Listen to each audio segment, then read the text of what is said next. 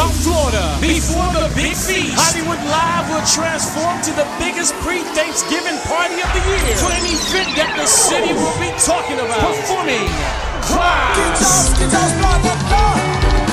Class returns to Hollywood Live for the Thanksgiving Eve party of the year. Also, it's T-Joe and the crew. Creole Live. It's the Can't Miss Thanksgiving Eve party of the year. Wednesday night, November 27th, Hollywood Live, 2333 Hollywood Boulevard.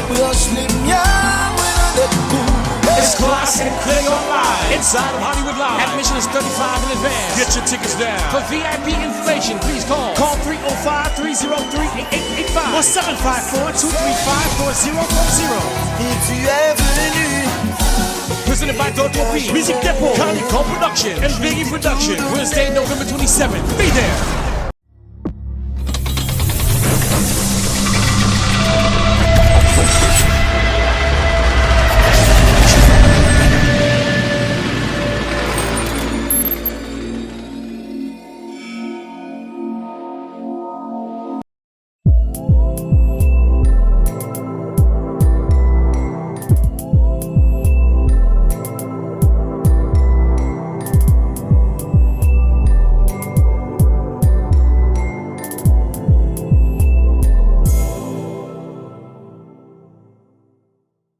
Yo, m'se Richie, yo, bon, si nous gâte classe.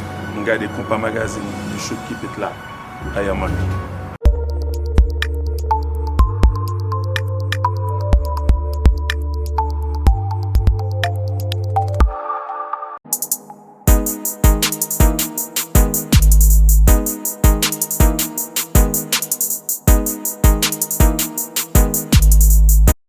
Chuko, comment est là, m'a salué tout le monde, tout fanatique, tout amis, sexy beef, you know what it is. Bon, cher, je pense que c'est très simple. C'est, nous devons parler avec et camp management d'ici, semaine ça, en pile d'y parler. Bagay là très simple. Yo kon tout ça pour yo faire, pour yo gen beef là, on comprend. Et on bail déjà. Jeune bœuf là très très cher. Semaine ça, on comprend. Des machines yo yadou. Ba yo très simple, ba yo nan men yo. Aïe. Yeah, one love. Check.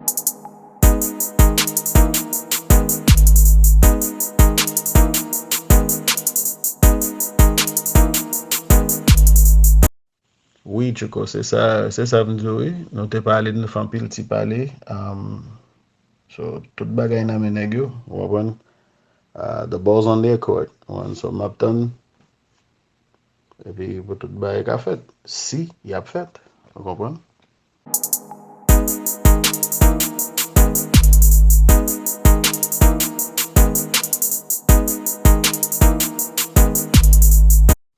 Bon, Jean, conversation était fini positif. Tout nèg just yo d'accord, but yo just dit me après la Guyane, n'a font l'autre chita pour nous parler. Dernier ti parler avant nous prendre décision. But yeah,